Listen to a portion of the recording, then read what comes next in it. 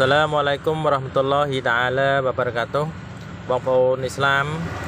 បងប្អូនដែលកាន់សាសនាព្រះពុទ្ធសូមបងប្អូនទាំងអស់គ្នាបានឃើញវីដេអូនេះហើយសូមជួយណាសូមជួយអ្នកតិចទៅបងប្អូនណាពួកប្រជាជននៅប៉ាឡេស្ទីនបាទគាត់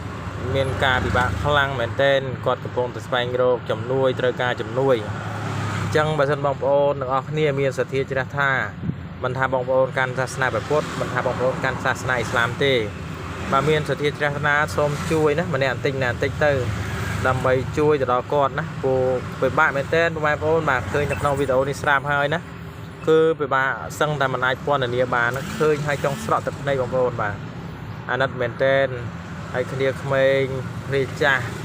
ហើយមនុស្សចាស់ដឹងអីក៏នៅតែរងការហើយចោះតម្រង់ក្មេងតែគ្នាអត់មានដឹងអីសោះនេះគ្នាមករងការនឹងគេដែរនេះវាមានការអត់ឃ្លានពិបាកដាច់បាយដាច់ទឹក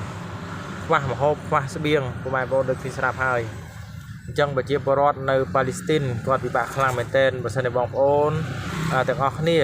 មិនថាបងប្អូនកាន់សាសនាព្រះពុទ្ធមិនថាបងប្អូនឥស្លាមទេសូមជួយទាំងអស់គ្នាណាម្នាក់បន្តិចទៅបងប្អូនណាម្នាក់បន្តិចទៅតាមសទ្ធាបងប្អូនទេមិនកំណត់ទេបងប្អូនណាឲ្យតែបងប្អូនជួយអញ្ចឹងសូមបងប្អូនទាំងអស់គ្នាបាទឃើញវីដេអូនេះហើយជួយចែកម្លែកបន្តផងដើម្បីឲ្យបងប្អូនផ្សេងទៀតគាត់បានឃើញ